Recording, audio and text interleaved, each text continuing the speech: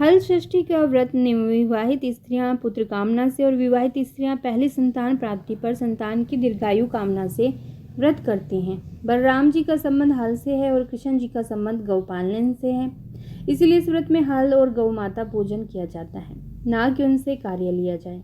इस कारण से हल जुते हुए जगहों का कोई भी अन्न और गाय का दूध, दही, घी आदि का उपयोग इस व्रत में बिल्कुल भी नहीं किया जाता। भाद्रपद माह के कृष्ण पक्ष की पंचमी से ही व्रत का नियम शुरू करें, अर्थात एक समय का भोजन कर हल षष्ठी व्रत करने का संकल्प पंचमी को ही ले लें। षष्ठी के दिन प्रातःकाल स्नान आदि से निवृत्त हो जाएं। एक बार का धोया अर्थात नवीन स्वच्छ वस्त्र धारण करें। माताएं सौभाग्य का सारा श्रृंगार करें। पूजन वाले स्थल को स्वच्छ कर गोबर से लीपकर एक बनावटी तालाब बनाएं। इस तालाब में झरबेरी, ताश, गोलर तथा पलाश की एक एक शाखा बांधकर बनाई गई हर छठ को गाड़ दें। तालाब में जल भर दें। तालाब में वरुण देव का पूजन करें। एक चौकी में मिट्टी से बनी शिवजी, पार्वती, गणेश जी और कार्तिकेय की मूर्ति बनाकर रखें। कागज या दीवार पर षष्ठी माता का भैंस के घी में सिंदूर से मूर्ति बनाकर रखें।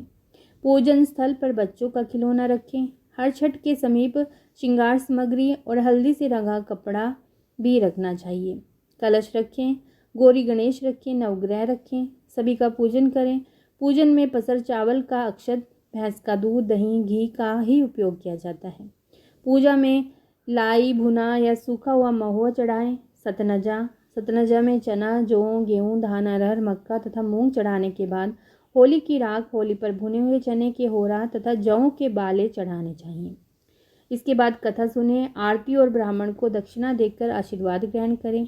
बड़े बुजुर्गों का आशीर्वाद लेकर व्रत संपन्न करें। बच्चों को प्रसाद के रूप में धान की लाई, भुना हुआ महुआ तथा चना, गेहूं, अरहर आदि 6 प्रकार के अन्नों को मिलाकर बांटें।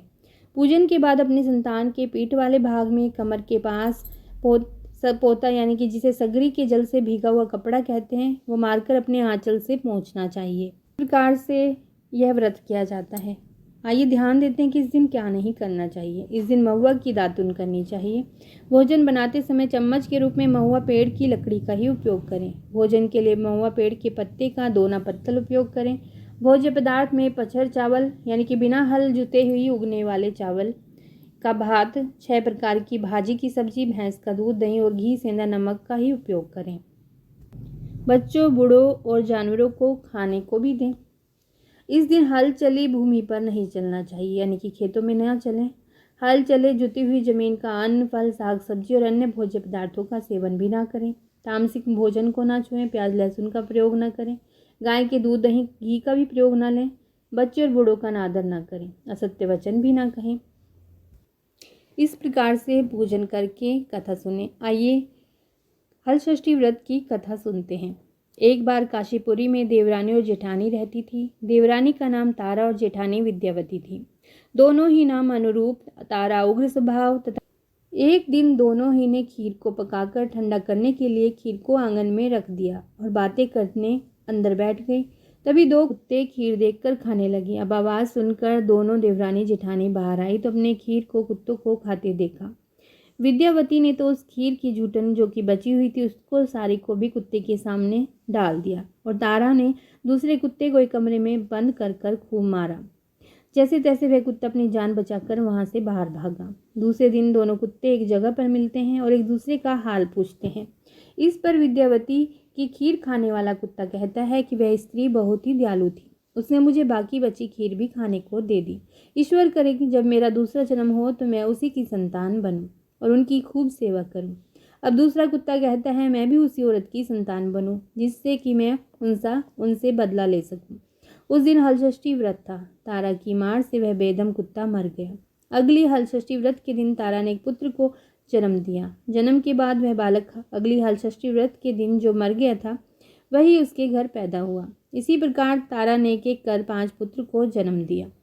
उनका पुत्र 1 साल बाद हलषष्ठी व्रत के दिन मर जाता था, जिससे तारा दुखी होकर हलषष्ठी माता से प्रार्थना करने लगी। उसी रात सपने में तारा ने वही कुत्ते को देखा जो कि उसने मारा था। कुत्ते ने सपने में तारा से कहा कि मैं तुमसे बदला लेने के उद्देश्य से तुम्हारा पुत्र बनकर आता हूँ और मर कर पुनः आता हूँ। जब तारा ने अपने अपराधों के लिए क्षमा मांगी तो उस कुत्ते ने कहा कि तुम हलषष्ठी व्रत करो, जिससे तुम्हें दीर्घजीवी पुत्र की प्राप्ति होगी। सपने में कही विधि के अनुसार तारा ने अगली बार हलषष्ठी व्रत को किया और माता से आशीर्वाद मांगा। हलषष्ठी माता की कृपा से तारा ने दीर्घजीवी संतान को जन्म दिया और प्रसन्नता पूर्वक जीवन यापन करने लगी। इधर विद्यावती ने भी हलषष्ठी व्रत कर माता की कृपा से एक सुंदर सुशील पुत्र को जन्म दिया और सुखपूर्वक निवास करने लगी। जय हो हलषष्ठी माता। हलषष्ठी माता सभी की संतानों को दीर्घायु प्रदान करे। आइए सुनते हैं हलषष्ठी व्रत की कथा। भाद्रपद माह के कृष्ण पक्ष की षष्ठी को यह त्योहार भगवान श्री कृष्ण के ज्येष्ठ भ्राता श्री बलराम जी के जन्म उत्सव के रूप में मनाया जाता है। इसी दिन श्री बलराम जी का जन्म हुआ था। हलषष्ठी की व्रत कथा इस प्रकार से है। प्राचीन काल में एक ग्वालन थी। उसका प्रसव काल अत्यंत निकट था। एक ओर वह प्रसव से व्याकुल थी तो दूसरी ओर उसका मन गौ रस यानी कि दूध दही बेचने में लगा हुआ था। उसने सोचा कि यदि प्रसव हो गया तो गौ रस यूं ही पड़ा रह जाएगा। यह सोचकर उसने दूध दही की घड़ी सिर पर रखी और बेचने के लिए चल दी। किंतु कुछ दूर पहुंचने पर उसे असहनीय प्रसव पीड़ा हुई। वह एक झरबरी की ओट में चली गई और वहां एक बच्चे को जन्म दिया। वह बच्चे को वहीं छोड़कर पास के गांव में दूध दही बेचने चली गई। संयोग से उस दिन हलषष्ठी थी। गाय भैंस के मिश्रित दूध को केवल भैंस का दूध बताकर उसने सीधे साधे गांव वालों में बेच दिया। उधर जिस झरबरी के नीचे उसने बच्चे को छोड़ा था उसके समीप ही खेत में किसान हल जोत रहा था। अचानक उसके बैल भड़क उठे और हल का फल शरीर में घुसने से वह बालक मर गया। इस घटना से किसान बहुत दुखी हुआ। फिर भी उसने हिम्मत और धैर्य से काम लिया। उसने झरबेरी के कांटों से ही बच्चे के चीरे हुए पेट में टाँके लगाए और उसे वहीं छोड़कर चला गया। कुछ देर बाद ग्वालन दूध बेचकर वहां आ पहुंची। बच्चे की ऐसी दशा देखकर उसे समझते देर नहीं लगी कि यह सब उसके पाप की सजा है। वह सोचने लगी, यदि मैंने झूठ बोलकर गाय का दूध ना बेचा होता और गांव की स्त्रियों का धर्म भ्रष्ट न किया होता तो मेरे बच्चे की यह दशा ना होती। अतः मुझे लौटकर सब बातें गांव वालों को बताकर प्रायश्चित करना चाहिए। ऐसा निश्चय कर वह उस गांव में पहुंची जहां उसने दूध दही बेचा था। वह गली गली घूमकर अपनी करतूत और उसके फलस्वरूप मिले दंड का बखान करने लगी।